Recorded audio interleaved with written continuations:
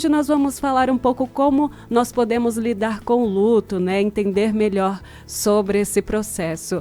Nós sabemos que perder um ente querido, infelizmente, faz parte aí, né, do processo natural da nossa vida, embora seja aí uma realidade onde muitas pessoas encontram dificuldades, né, para enfrentar esse momento. E nós hoje recebemos algumas orientações. Agradecemos aí a psicóloga Natália Aguilar, ela que participa conosco aqui no nosso Bom Dia em Família, trazendo aí algumas orientações para que nós possamos lidar melhor com esse momento e vamos conferir.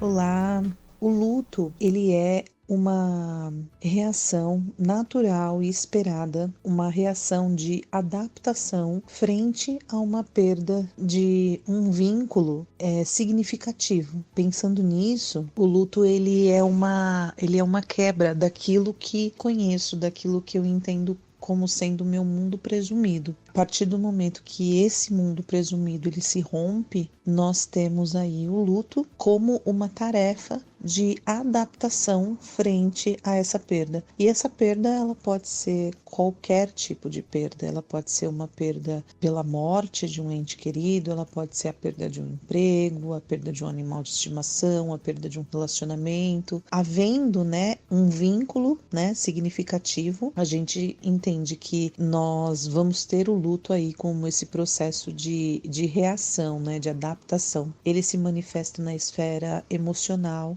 esse demonstrar das emoções, né? Então, o chorar, o ficar triste, as emoções elas oscilam muito. Num dia eu tô bem, no outro dia eu não tô. E daí por isso que dá essa sensação, né? De que as emoções elas estão sendo vividas à flor da pele. Outra forma que o luto se manifesta é no comportamento. Então, às vezes eu tenho comportamentos que eu não tinha antes, eu começo a ter. Então, às vezes uma criança ela fica mais agressiva na escola, por exemplo. Enfim, os comportamentos são diversos aí também, cada um vai ter uma vivência, mas a gente tem que entender também que o luto ele atravessa essa esfera comportamental. Ele pode se manifestar também no cognitivo. Nós entendemos que nós vamos tendo assim, né, lapsos de memória, enfim, esse movimento, né, de atenção, né, de a minha atenção ela vai ficar mais flutuante, ela vai ficar mais prejudicada. Então, o cognitivo também é uma esfera que o luto atravessa. Nós temos o social, e aí na esfera social nós vamos ter duas grandes polaridades, né? Pessoas que vão querer estar com gente, que não vão suportar a ideia de ficar sozinhos, que vão precisar socializar o tempo todo, e a gente vai ter pessoas que vão querer se afastar do mundo e vão querer ficar sozinhos na sua bolha.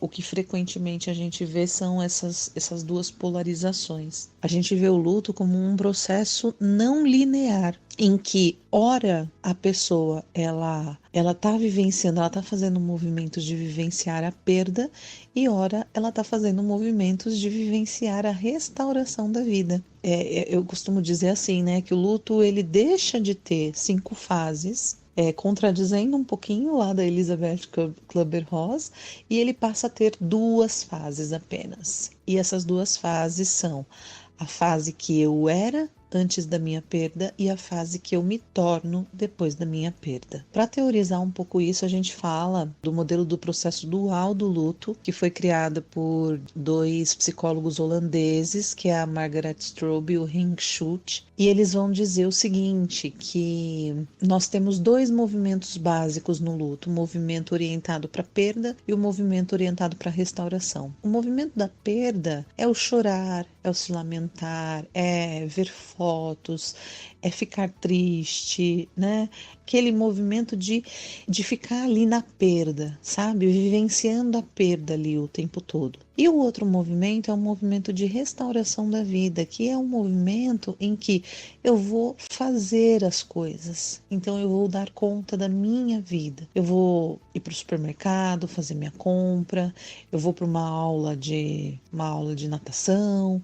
Então a gente pode dizer que assim, no movimento da perda eu estou muito ali no sentir e no movimento da restauração eu estou muito ali no fazer. O esperado é que a gente oscile entre um lado e outro. É claro que no início, né, de um processo de luto, quando o luto ele está muito agudo, é muito natural, né, que eu fique muito mais no estado de perda do que de restauração. E aí, aos poucos, eu vou dando novos significados para minha vida, eu vou aprendendo a conviver com a ausência física da pessoa que morreu e eu vou indo mais para o lado da restauração do que da perda. Ele não tem fases, né?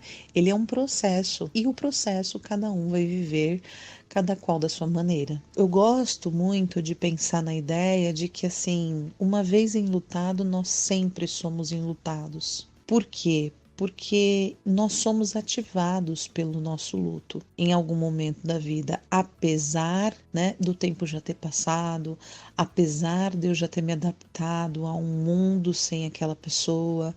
Eu gosto mais de pensar na ideia de que a gente não cura luto, mas a gente cuida do luto. E a partir do momento que a gente cuida do luto, ele está ali sempre com a gente. Em alguns momentos ele vai aparecer mais, e aí a gente vai precisar acolher isso.